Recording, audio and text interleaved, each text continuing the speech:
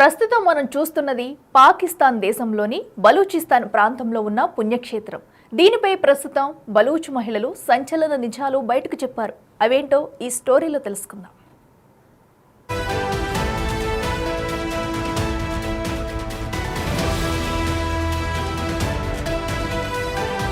బలూచిస్తాన్ పాకిస్తాన్లో ఒక భాగం అయినప్పటికీ స్వాతంత్ర్యం కోసం అనేక పోరాటాలు చేస్తున్నారు అక్కడి ప్రజలు. పాక్ తమ భూభాగం నుంచి లబ్ధి పొందుతూ తమను హీనంగా చూస్తుందంటూ నిరసన జ్వాలలు హోరెత్తిస్తున్నారు. ఈ నేపథ్యంలోనే కొన్ని దశాబ్దాల నుంచి పాక్ పై బలూచిస్తాన్ అంతర్యుద్ధాన్ని చేస్తూ వస్తుంది. తాజాగా బలూచ్ మహిళ తన పోరాటాన్ని ఉధృతం చేసిన క్రమంలో అనేక వాస్తవాలు వెలుగులోకి వచ్చాయి. బలూచిస్తాన్ ఇస్లాం దేశం కాదని ఓ మహిళ సంచలన వ్యాఖ్యలు చేశారు. తమ ప్రాంతం ఇస్లాం రాజ్యంలో ఉన్నప్పటికీ ఇక్కడ చాలా మంది హిందువులు ఉన్నారని చెప్పారు. తమకు ఇస్లాంతో ఎలాంటి సంబంధం లేదని వ్యాఖ్యానించారు. బలూచ్లో అనేక భిన్న మతాలు సంప్రదాయాలు ఉన్నాయని వెల్లడించారు. 2013 లెక్కల ప్రకారం 1.5 కోటి జనాభా ఉన్న బలూచిస్తాన్ భిన్నత్వంలో ఏకత్వం కలిగిన ప్రాంతంగా ఉందని చెప్పవచ్చు.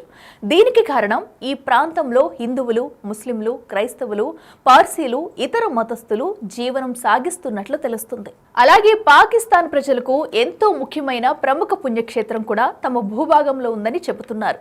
బలూచిస్తాన్లోని లస్బెల్లా జిల్లాలో హింగ్లాజ్ మత అనే దేవాలయం ఉంది. ఇక్కడికి పాకిస్తాన్ నుంచి కూడా చాలా మంది భక్తులు వచ్చి వెళ్తూ ఉంటారు. హింగ్లాజ్ మతాను బలూచిస్తాన్ ప్రజలు ఎంతో విశ్వాసంగా పూజిస్తారు. దీనిని నాని మందిర్ అని పిలుస్తారు. హింగ్లాజ్ మత ఆలయం ఒక శక్తిపీఠంగా చెబుతున్నారు ఇక్కడి స్థానికులు. ఈ ఆలయానికి వేల సంఖ్యలో ప్రజలు సందర్శిస్తారు. చైత్ర, వైశాఖ మాసాల్లో పాక్, బలూచిస్తాన్ నుంచి దాదాపు 2.5 లక్షలకు పైగా భక్తులు ఈ అమ్మవారిని దర్శిస్తారు. అందుకే బలూచిస్తాన్ పాకిస్తాన్కు సంబంధం లేదని, అలాగే ఇది ఇస్లాం దేశం కాదని అంటున్నారు బలూచ్ మహిళలు. ఇస్లాం అనేది తమ మతం కాదని చెబుతున్నారు. ఈ సందేశాన్ని తమ దేశంలోని ప్రజలందరికీ తెలియజేస్తామని అంటున్నారు.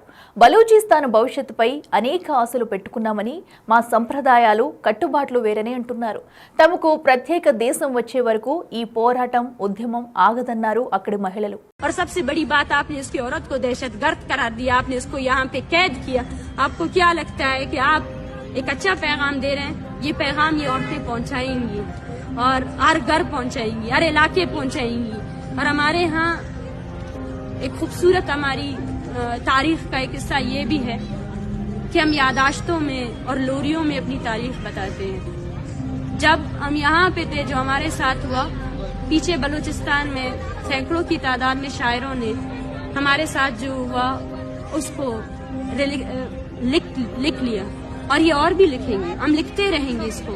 ये हमारी यादाश्तों का हिस्सा रहेगा, ये हमारी तारीख का हिस्सा रहेगा। इसको हम अपना लिटरेचर का हिस्सा बनाएंगे कि जो हमारे साथ 60 दिनों में हुआ, जो इन औरतों के साथ हुआ, वो हमारी आने वाली नस्लें भी नहीं भूलेंगी।